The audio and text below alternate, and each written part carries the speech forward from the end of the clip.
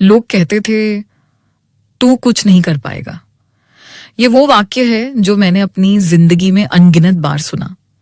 School के दिनों में जब मैं फटी हुई यूनिफॉर्म और पुरानी किताबों के साथ क्लास में बैठता था तो बच्चे हंसते थे। उनके लिए मैं मजाक का पात्र था, एक ऐसा बच्चा जिसे सिर्फ इसलिए नीचा दिखाया जाता था क्योंकि मेरे पास उनकी तरह महंगी किताबें और नए जूते नहीं थे। मैं चुपचाप बैठता था, लेकिन हर एक ताना मेरे दिल में एक चिंगारी जला रहा था। वो कहते थे वह इससे कुछ नहीं होगा, लेकिन मेरे दिल की गहराइयों में एक आवाज गूंजती थी, I will prove them wrong. ये केवल मेरा संघर्ष नहीं था, यह उस हर बच्चे की कहानी थी जो गरीबी के कारण अपने सपनों को दबाने पर मजबूर था। मेरी आंखों के सामने मेरी पूरी दुनिया थी, एक छोटा सा गांव जहां चारों तरफ मिट्टी और धूल थी। मेरे पिता दिन रात मजदूरी करते थे, उनकी पीठ पर पसीने की बूंदें उनकी मेहनत की कहानी कहती थीं। मेरी माँ घर संभालती थीं, आटे को गूंथते हुए वो भी हमारे भविष्य के बारे में सोचती थीं। उनकी आंखों में उम्मीद थी, एक उम्मीद जो कभी मुझे हारने नहीं देती थी। मुझे याद है जब मुझे अपनी पहली किताब खरीदने के लिए पैसे नहीं थे, मैंने कई दिनों तक अपने पिता की दिहाड़ी का इंतजार किया। जब वो आए तो उनके हाथ में सिर्फ कुछ सिक्के थे। मेरी माँ ने उन सिक्कों को इकट्ठा किया और मेरे हाथ में रखकर कहा, बेटा ये तेरी पढ़ाई के लिए है। उस दिन मैंने एक कसम खाई थी, मैं इन पैसों की कीमत चुकाऊंगा। मिल्खा सिंह, एक अनाथ बच्चे की कहानी। इस दुनिया में कुछ कहानियां ऐसी होती हैं जो सिर्फ कहानी नहीं होती, वो जिंदगी जीने का तरीका बन जाती है। ऐसी ही एक कहानी थी मिल्खा सिंह की। आपने उनका नाम तो सुना होगा, फ्लाइंग सिख। लेकिन क्या आपने कभी सोचा है कि यह खिताब पाने से पहले वो क्या थे?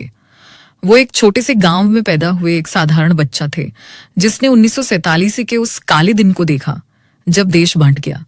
वो भारत पाकिस्तान विभाजन का भयानक मंजर था। उनका गांव लाशों के ढेर में बदल गया था। उन्होंने अपनी आंखों के सामने अपने माँ बाप, भाई बहनों को खो दिया। एक बच्चे के दिल में डर, भूख और दर्द हमेशा के लिए बस गया।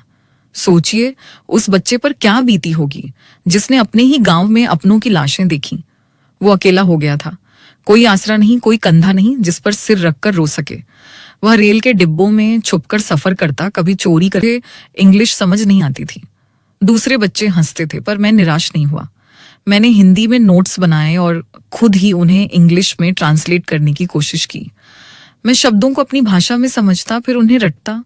लोगों ने मुझे पागल समझा, मजाक उड़ाया, पर मैंने उन्हें अनदेखा किया। मैंने अपने कानों पर हाथ रख लिए और सिर्फ अपने दिल की आवाज सुनी। कई बार फेल हुआ, गणित में नंबर कम आए, विज्ञान में पीछे रहा।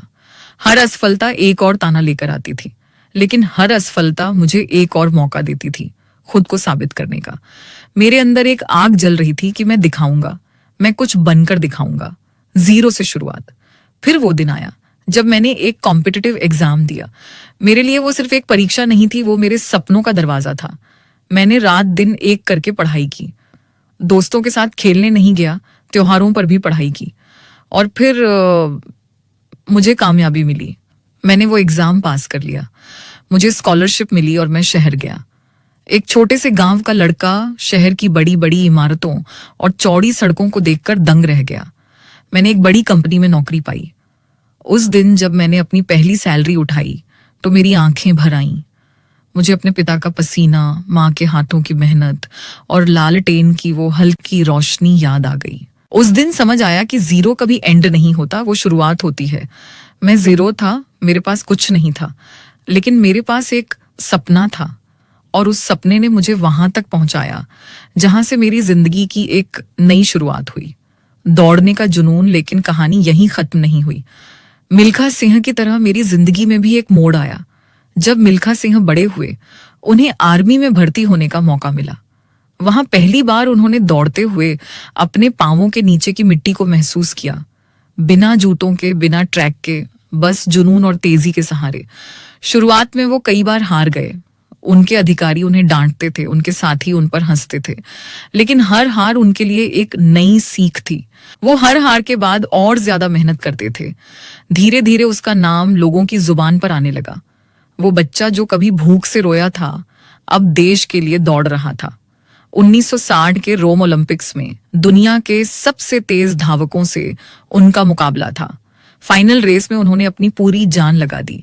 वो चौथे नंबर पर आए। उन्होंने मेडल नहीं जीता, लेकिन उन्होंने करोड़ों भारतीयों के दिल जीत लिए, क्योंकि उनकी कहानी ने हमें सिखाया कि जीत सिर्फ मेडल तक सीमित नहीं होती, असली जीत तो संघर्ष में होती है। हमारी दौड़ दोस्तों अगर मिल्खा सिंह कर सकते हैं तो आप और हम क्यों नहीं। हम में से हर एक की अपनी एक दौड़ है। मेरी दौड़ गरीबी के खिलाफ थी, आपकी दौड़ किसी और चीज के खिलाफ हो सकती है। कोई अपने वजन से परेशान है, कोई अपने करियर से, कोई अपने रिश्तों से जूझ रहा है, तो कोई अपने स्वास्थ्य से।